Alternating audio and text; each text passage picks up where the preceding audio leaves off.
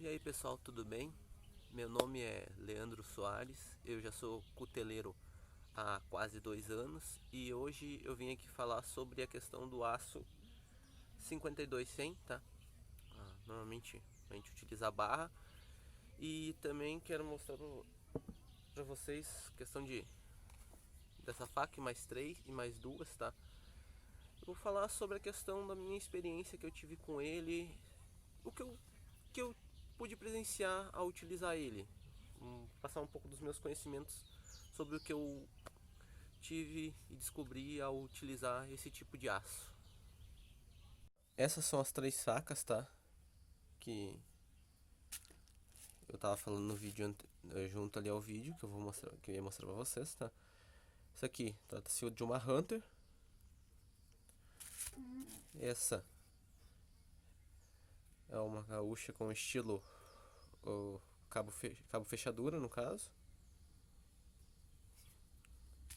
E aqui tem uma gaúcha tradicional, tá? Tá, agora a gente vai falar sobre a questão do uh, das características do aço, tá? Da barra de aço, no caso, dessa barra que eu comprei ela da T-Force, tá? Uma barra de 1 polegada. Pelo que eu peguei no site da T-Force, tá? Que o aço que eles disponibilizam tem 1% de carbono, 0,25 de silício, 0,35 em porcentagens, tá?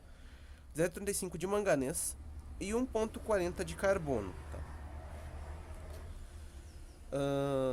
Questões, tá, de recozimento é em torno, isso peguei em outro site, tá, 775 a 800 graus, tá, questão de recozimento. A normalização em torno de 870 a 900 graus e a têmpera de 800 a 830 graus, seriam mais ou menos as temperaturas que o site disponibiliza, sendo a têmpera, tá, em água ou óleo. Agora vamos uma questão do primeiro, é o forjamento. O forjamento do A52-100, como é que ele é? Bom, no início ele é um pouco difícil, por a questão de ter alto carbono e alta dureza. Então ele mostra um pouco duro no início. Porém, conforme tu vai forjando, ele vai se mostrando mais plástico do que o 5160, por exemplo, que eu já tive experiência com ele também. Ele é um pouco mais plástico, então as tuas marretadas, desde que bem aplicadas no 52-100, elas se deformam com uma facilidade maior e uma velocidade maior comparado ao 51-60, tá? Então tu consegue um forjamento mais rápido do que o 51-60. Isso, na minha opinião, que eu tive em relação a fazer essas três peças, tá? Uh, Relativo ao forjamento ainda, eu achei, tá? Minha opinião, muito mais tranquilo trabalhar com o 52-100, forjar o 52-100, que o 51-60. Por esse quesito, tá? De que tu gasta menos tempo forjando ele do que o 51-60. Foi a minha opinião nas peças que eu peguei já temperadas, porque normalmente o 51-60, tá? A gente pode comprar em barra também, como o 52-100, mas é mais fácil a gente achar em barras, molas de caminhão, por exemplo, e elas já são temperadas. Então talvez aí esteja um porém, tá? Dessa dureza extra no 51-60 para forjar, em comparação ao 52-100 pegado virgem, tá? Mas assim, nesse caso eu achei o 52-100 muito melhor que o 51-60 para ser forjado, tá? Questão de usinagem. Quando é feito o tratamento térmico corretamente, depois de forjado, feito normalização e recozimento, ele fica um aço muito extremamente macio para ser usinado, muito macio. Se duvidar, tá? Ao meu ver, o tratamento térmico que eu fiz nessa peça especificamente ficou muito bom, tá? Normalização e tudo mais. E a usinagem delas foi muito boa. A questão de furação, o aço ficou muito macio, ficou ótimo, tá? Muito bom mesmo de trabalhar. Sim, achei até um pouco melhor que o 51-60 nessa questão, tá? Um aço ótimo para ser usinado também, tá? A questão da têmpera, tá? Que é o que pega muita gente e também às vezes o pessoal erra na questão do tratamento térmico, erra grão e nisso acaba às vezes perdendo peça, tá? A questão de hum, no meio de resfriamento que tu usa também para fazer a têmpera, tá? Que nesse site que eu vi é água ou óleo. Só que eu prefiro, tá? Para fazer a têmpera do 52-100, o óleo. Por que o óleo? Porque o óleo ele vai te dar uma questão, vai te permitir uma distribuição um pouco mais lenta de calor que a água. Eu uso óleo diesel, ele é um pouco parecido com a água, mas mesmo assim ele tem um pouco de diferença, tá? Sendo que o óleo, o ideal é que tu aqueça ele um pouco, em torno de 60 a 70 graus, que ele vai ter uma temperatura, vai ter uma boa dissipação de calor e vai formar uma têmpera muito boa, tá? Também referente à têmpera, tá? A questão da têmpera seletiva, que é o que tem nessa faca aqui, tá? A têmpera seletiva no A52-100, para tu poder revelar ela, tá? Aparecer bem aparente, só consegue com o fazendo revelação em percloreto, tá? Não é como, por exemplo, alguns ácidos da série 1000 que tu fez a têmpera nela, a têmpera seletiva, e ela vai aparecer aparente em acabamento acetinado, por exemplo, tá? No A52-100 isso não acontece, vai aparentar ser tipo essa faca aqui, tá? Por exemplo, essa faca ela tem têmpera integral, só que ele vai apresentar ser igual esse daqui. Tu não vai conseguir notar que tem a têmpera seletiva. Também referente à têmpera, vamos dar um exemplo, tá? Nessa faca aqui, ela não era para ser uma Hunter, era para ser uma faca gaúcha como essa daqui, só que o que aconteceu? Eu fiz a têmpera seletiva inicialmente, tá? E acabei errando na temperatura, que acontece muito. E então, ela acabou empenando e no eu efetuar o desempenho com o martelo, eu acabei quebrando a ponta dela. Por que eu quebrei a ponta dela? Porque a ponta não, uma parte bem grande, cerca de umas 2 polegadas mais ou menos de lâmina, tá? Então, referente ficou nesse tamanho. Por que isso aconteceu dela quebrar? Porque o tratamento térmico ficou muito ruim. Porque a temperatura ficou alta e o óleo não estava pré-aquecido. Então acontece isso, tá? Tu pode ter um risco grande de crescimento de grão e mesmo o revenimento não resolveu isso, ocasionou de quebrar a lâmina.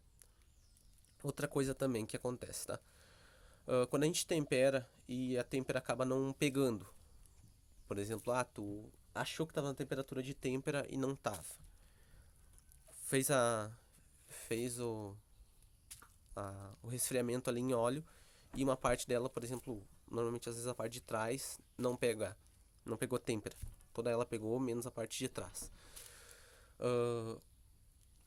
Tu tem com a minha experiência, tá? Que eu perdi uma faca já de 52-100 assim. Se pegar ela, tu jogar na forja de novo, aquecer até a temperatura de têmpera, sem fazer a normalização, todo o processo térmico de novo, tratamento térmico nele de novo, ela vai quebrar. Ela vai dar uma trinca no meio da lâmina, ela vai, ou em qualquer outra parte, mas ela vai sofrer uma trinca. Porque ela já está com tensão da têmpera anterior que tu fez, e tu botando essa outra têmpera vai gerar mais tensão ainda, fazendo ela quebrar. Então o ideal é sim tu refazer todo o tratamento térmico, que foi que eu fiz em algumas peças, nessa peça aqui, tá?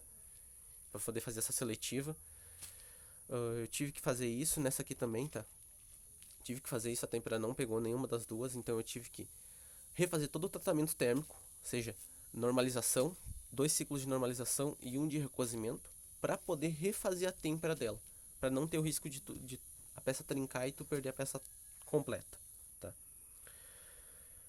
Questão, tá, de revenimento. O revenimento do 52-100, alguns falam acima de 200 graus, tá? Por quê?